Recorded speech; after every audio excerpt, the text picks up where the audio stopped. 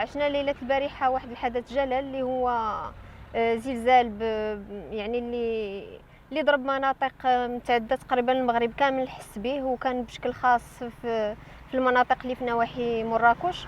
وحنايا في هذه المناطق الحمد لله ما كانوش ضحايا. وخا هكذاك بقى ديك حالة الهلع بقات مسيطرة الليلة كاملة على المواطنين. اما بالنسبه للمناطق اللي مساكن كان عندهم ضحايا وكانوا خسائر بشريه بشكل خاص وخسائر ماديه، احنا معاهم بقلوبنا وحنا مستعدين نساندوهم باي شكل من الاشكال.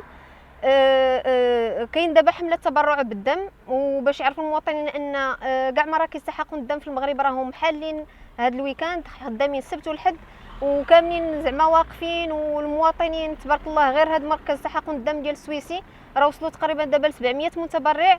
وهذا الشيء الا دل على شي حاجه فانه زعما تيدل على ان راه كاين روح المواطنه الحمد لله عند المغاربه.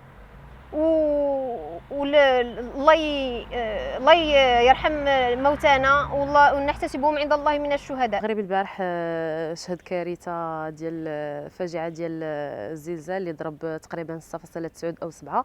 هذه كانت اول مره يمكن في المغرب انا شخصيا حضرت لها. الناس خافوا بزاف، مؤسف جدا. كانت خسائر بشريه سورتو في مناطق الجنوب، يعني مراكش، اكادير، كانوا مشاو ضحايا شهداء الله يرحمهم.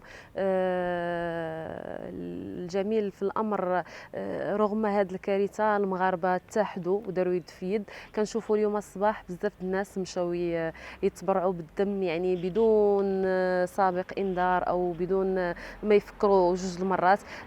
مراكز تحقن الدم عليهم اقبال كبير جدا. بهذه المناسبه الاليمه صارنا في اطار التعبئه الوطنيه الى مساندة الإخوان ديالنا والضحايا بالتبرع بالدم. وحنا في إطار التضامن ديالنا وفي إطار الواجب الطبي كنا مستعدين باش إلا استدعت الضرورة أن تكون تعبئة وطنية.